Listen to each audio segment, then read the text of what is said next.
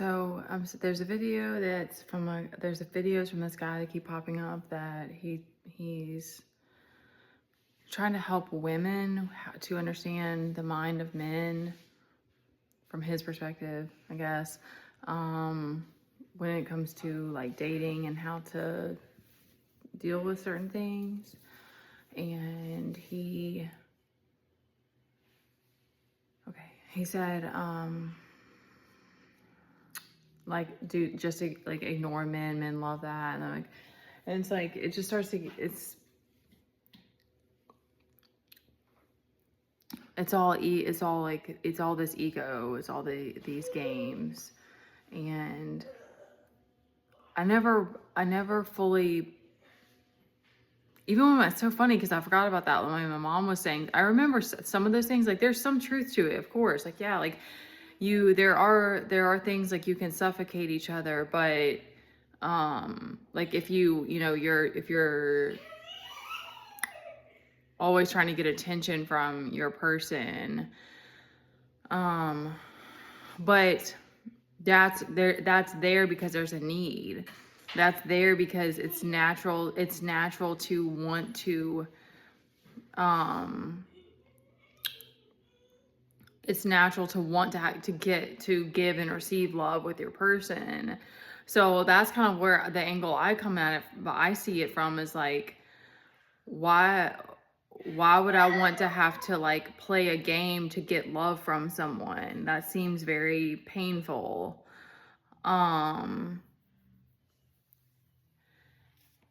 So I've always been attracted to men who are chalant as opposed to nonchalant, because I was like, I want to talk. I want your time and attention, and I'm giving you mine. So why are we pretending that we don't want that? Like, it's so silly to me now, like, and those weren't even relationships that ended terribly. It was just like, it wasn't meant to be. It was very different with my kid's dad. We actually just were very comfortable around each other. We didn't talk a lot, but that probably was, I thought that was healthy, but it really wasn't, because we weren't talking about any of our issues. We were just getting along. And I was very living in my shadow at that point.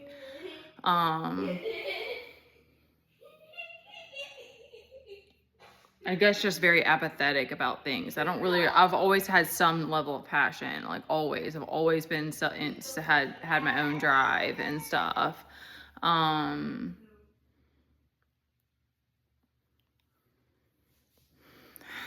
Okay, I was going to give one more thing that has helped me is to cope with that, like that yearning that you feel. Okay, so this is coming around to the twin flame aspect, because there were people in my ear, like in the spiritual like community, like that were talking about twin flames around me before I thought I was on that journey or knew more about it or anything like that. Like, there were some people talking about it, and that's kind of how it came into my awareness. I always felt like when I was dating other people that I was like, I believed in the concept of soulmates, and I believed that I had a person. It was like I didn't have any more vocabulary for it than that. And it wasn't even like I was like, I know I'm gonna meet them and be with them. It was like it's, I don't know. And even when you do meet your person, it still is like, I don't know. And so I wanted to give this is still, it still is an unknown, but like there is a guy who said that it depends on the contract that you made before you came here, because I think that it's more likely that the twin flames that do come together it's their last lifetime, because they're gonna do so much when they're together in union. So that has helped me to like let go of feeling like hurt every single time my person comes to me from like a fake account, or like I don't get to be with them, because I want them. I want to still meet them. I want to hug them. I want to yell at them for being an asshole, but also like you also just start to like, that unconditional love does heal all of it. That it really is, it's incredible. It really just like is like, all right, like I know this was for higher purpose, and then also all the beautiful, I don't fully understand that because I'm like, God is still the one I always try to go to, and like he's in control. I don't want to be like, oh well, my twin flame gave me so much peace, or like he transmute, like that's no, but I won't play in that. But then also like knowing what you've been through, and to know that your twin is going through something similar and transmuting it, like it does, you do develop this, like, I'm just like, that person is Superman, like, they are, because they've energetically transmuted so much ish. And that also helps you to have develop this, like, switching it from like resentment to like admiration. I don't know if those are I don't know if that's right, but you guys understand what I'm saying here. I wanted to give that because that's really helped me, because it can be very painstaking. Like, I don't think it would make a difference for me also just because of being a mom, because there's always going to be that, like, it would have been nice to have a partner, or like my kid, I don't know, what it is. I try not to, I definitely get stuck in it, but I try not to focus on that, because I know in general, having stability in myself will help my kid. But, I think even if I had another person, I'm still like, you don't get to run away from the twin flame journey once you're on it. So once you awaken to it, I guess. So that's the other part, was like, it does seem like it's all contracted before you come. But that part about like whether you're not, you're supposed to be in union is up to whatever was decided before you came, really, really helped me, because like, I don't think about it constantly. I don't really have visions of myself with my person. I can't really envision any of that.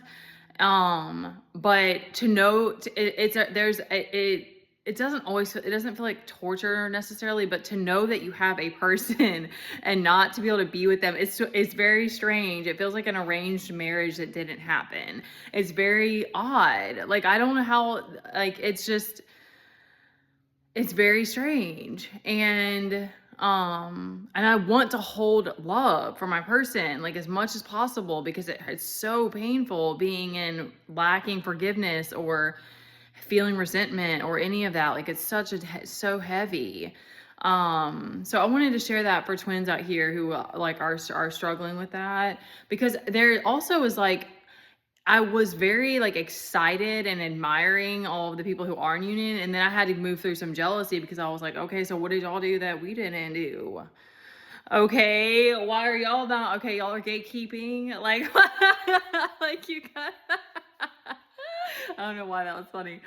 Like, that's kind of how it feels, and because you can't help but think those things. Like, I'm like, okay, what do they have that I don't have? And so, but that helped me, because I was like, there is probably something about coming into inner union, but like, any of that stuff where you feel like that makes you feel like you're not enough. And it's like, yeah, you're fucking, especially if you're if you're doing anything personal development,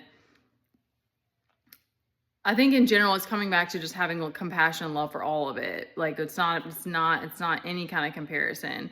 But you are a badass if you're transmuting any kind of energy. So we can't play in that comparison thing. That's just not cool.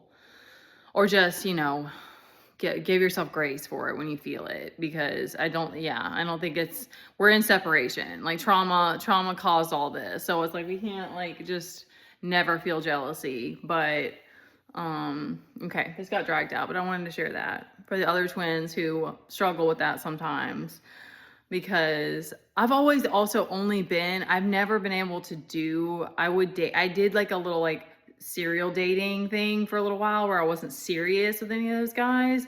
But if I'm dating someone, I'm like, I want one person. Like, I don't know how people, so then to have one person, gonna have to explain to them somehow about how at some point that I'm on a twin flame journey, and then tell them like, I'm sorry, this person, like, I can't let them out of my mind. Like, I can't fully let them go. So I hope you're okay with that. Like, I mean, it is for this higher purpose. It's a spiritual journey, but like, that's wild. And that happens. Like, some divine feminines just get with a soulmate because they want a baby or they want something else, and they can't wait forever for their twin. to know if they're going to be together or not and stuff. So it's like a lot of people aren't with their twin, and life goes on. You still need to do what you need to do to be happy. 10-10. We'll stop it there.